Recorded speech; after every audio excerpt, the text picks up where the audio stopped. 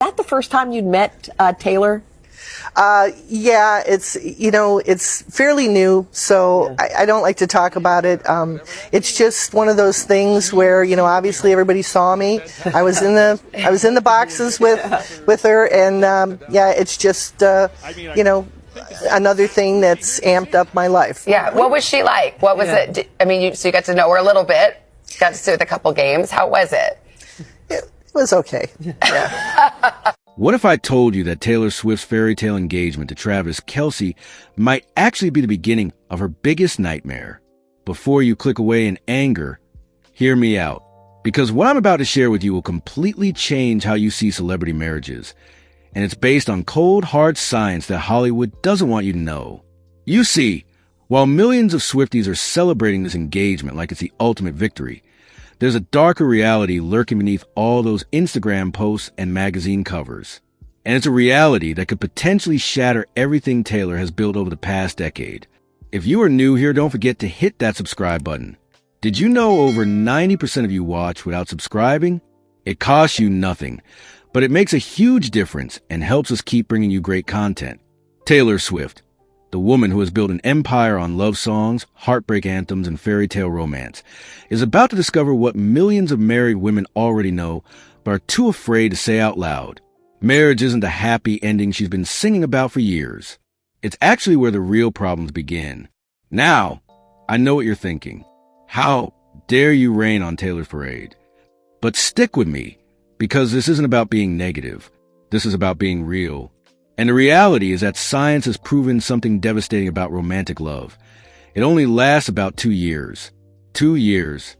That rush, that butterflies in your stomach feeling, that inspiration that's fueled countless Taylor Swift masterpieces, it has an expiration date. Think about it. Taylor's entire brand is built on the highs and lows of romantic relationships. The passion, the heartbreak, the reconciliation, the drama. But what happens when that well runs dry? What happens when she wakes up next to Travis Kelce on a random Tuesday morning? And instead of feeling inspired to write the next love story, she's annoyed because he left his dirty socks on the floor again. Here's where it gets really uncomfortable. Studies have shown that in heterosexual marriages, men benefit significantly more than women. While Travis gets a partner who will likely take care of his emotional needs, manage social obligations, and support his career, what does Taylor get? The pressure to maintain perfection while navigating the soul-crushing mundanity of married life.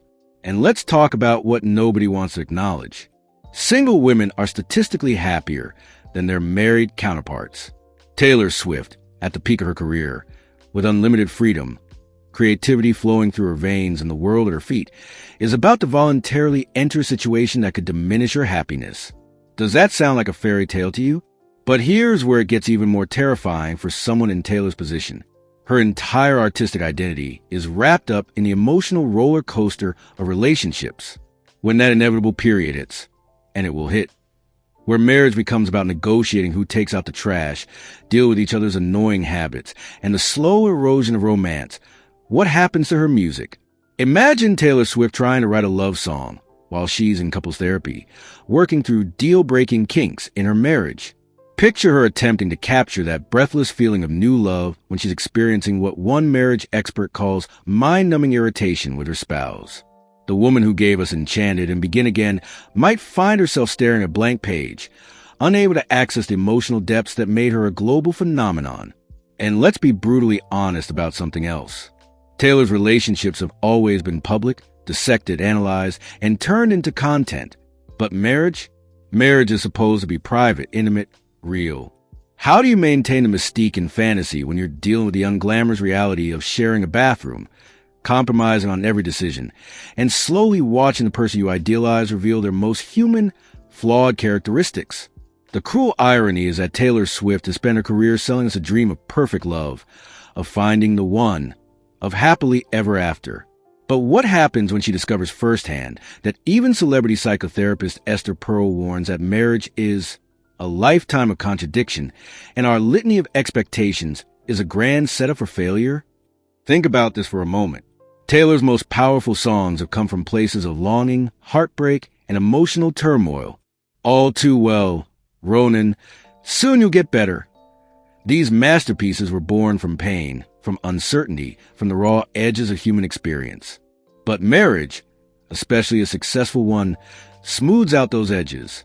It domesticates the wild creative spirit that has driven Taylor to write lyrics that cut straight to our souls. And here's what's really heartbreaking.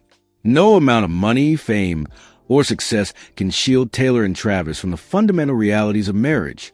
They can't buy their way out of the moment when the honeymoon phase ends and real life begins.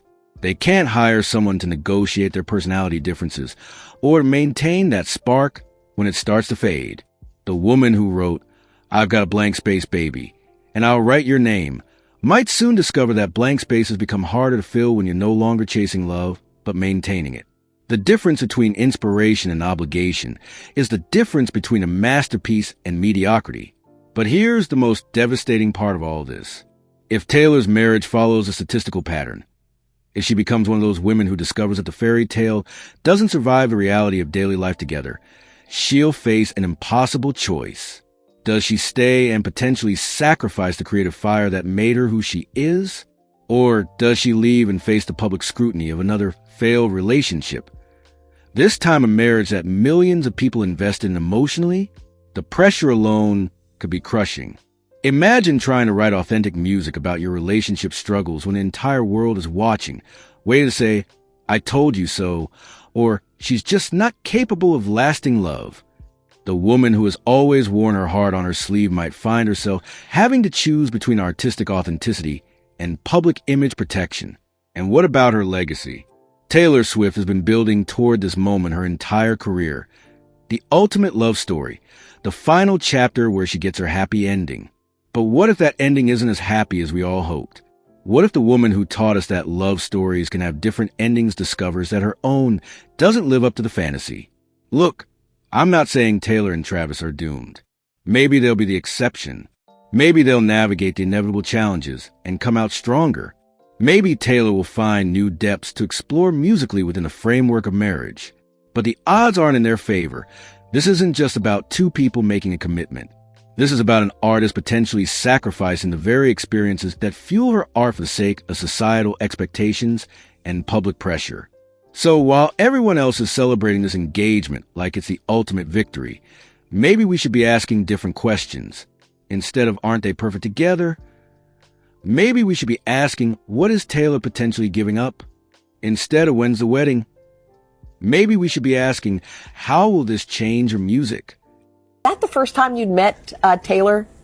Yeah, it's fairly new, so I don't like to talk about it. It's just one of those things where, obviously everybody saw me.